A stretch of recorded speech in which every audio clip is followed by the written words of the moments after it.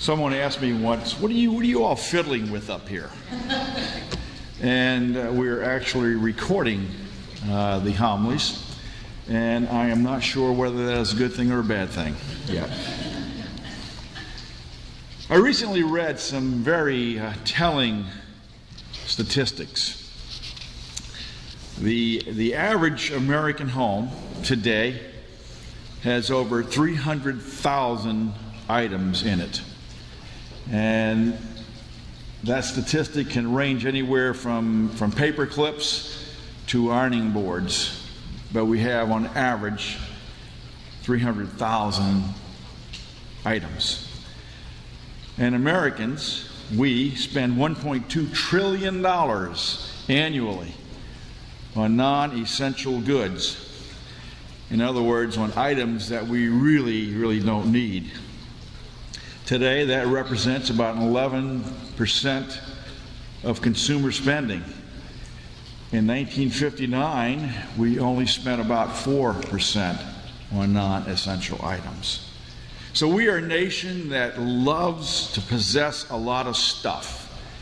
And we need places to store our stuff. The average size of the American home has more than doubled since the 1950s. In 1950, the average American home was 983 square feet. In 2004, that had risen to 2,300 and some odd square feet. And with this increase, even with this increase, 1 out of every 10 Americans rent off-site storage. And this is the fastest growing segment in the commercial real estate industry over the past 4 decades. So not only are our homes larger, we seemingly, at least 10% of us, need more place to store our stuff.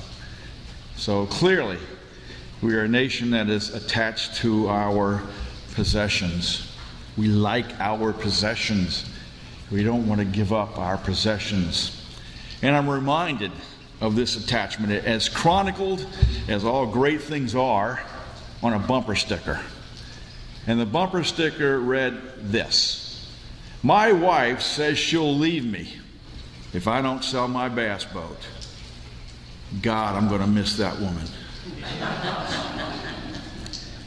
In our love and accumulation of possessions, we are like the man in today's gospel, who we're told had many possessions. And he wants to gain eternal life. So he goes up to Jesus, throws himself at Jesus' feet, kneels before him, and asks Jesus, what do I have to do? What do I have to do? And Jesus quotes the commandments to him. And the man, without hesitation, says, "Well, I have kept them all of my life. From my youth I have observed these commandments." But note that all the commandments that Jesus quoted are, except for the last one, are negative ones. Negative ones. I'm not going to do something. We are not going to do something. So in effect, the man is saying to Jesus, I've never hurt anyone in my life. Never hurt anybody. I've lived a good life. And at this point, the man must have been waiting for Jesus to commend him on a life well lived. You've done a good job. But Jesus looks at him and loves him, as only Jesus can do, and tells him there is one more thing. And can't you just imagine Jesus thinking, yes, my son, you have kept the commandments, but you've really missed an important point. And then Jesus tells the man what he must do. Sell what you have. Give to the poor. And then come and follow me. Well, the man is crestfallen. Not only did Jesus not commend him for his life, he has now given him new requirements to follow. And the man didn't even ask Jesus, well, can I think about this for a little while? I'll get back to you tomorrow. He immediately walked away sad. On the surface of this gospel, it may seem that the gospel is about possessions and money. He's a rich man. But fundamentally, it is about choices. The man had money and many possessions, and neither of these is inherently bad. It is how we obtain them and use them that assign a moral value to possessions or money. The man indeed has many possessions, but they are not his tragedy in this story. His tragedy is thinking that he can have everything.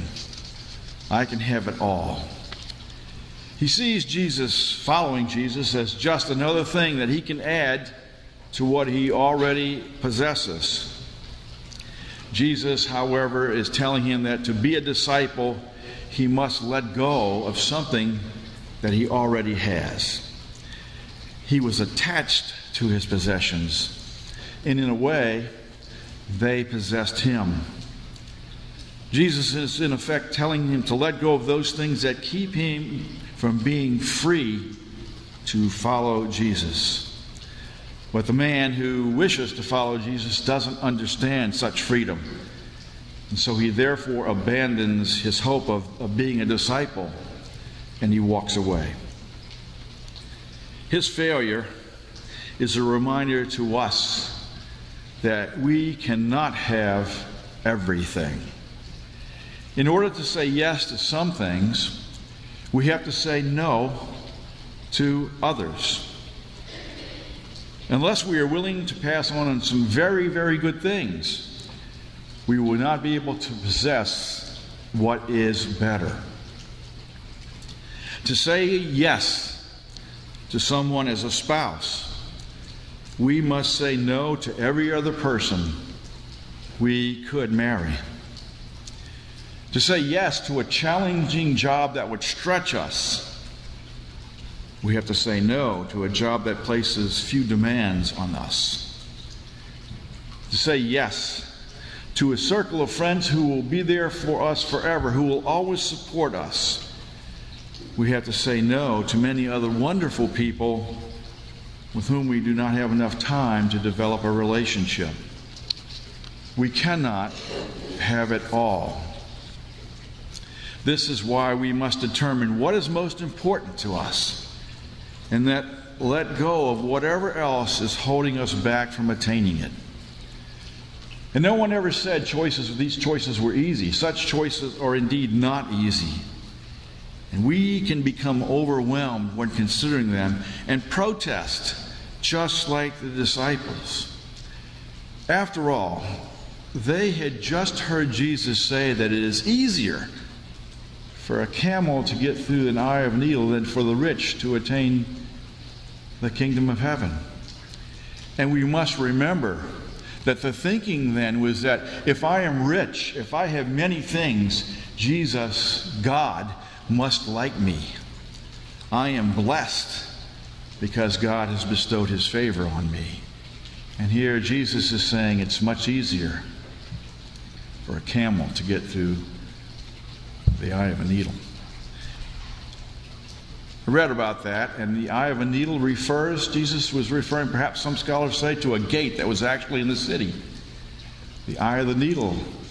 And to get through this gate, literally, a camel would have to take off not the camel himself, the people who had the camel would have to take everything off of that camel, get rid of what was on that camel, have the camel essentially stoop down to get through this gate. So the camel had to be rid of everything that was keeping the camel from going through the gate. So they're amazed. They're dumbfounded. Well, if this is the case, then who can be saved? Okay? When this happens to us, when we get overwhelmed and we want to protest, we have to remember what Jesus' response was to them. All things are possible for God. When we have to let go of something we love for a higher purpose, when we have to say no to a good thing in order to obtain something that is better, we might not have the strength to act on our own. But we are not on our own. God is with us always, and all things are possible for God. We must be wiser this morning and forevermore. We must be wiser than the man in the gospel. And first, we must look at our lives and determine what is most important to us. And then, I would offer this. Perhaps we should pray, Lord, you have shown me what to do, what I must do. Give me the strength to let go of whatever is holding me back from choosing it. And Lord, show me how to say yes by learning to say no.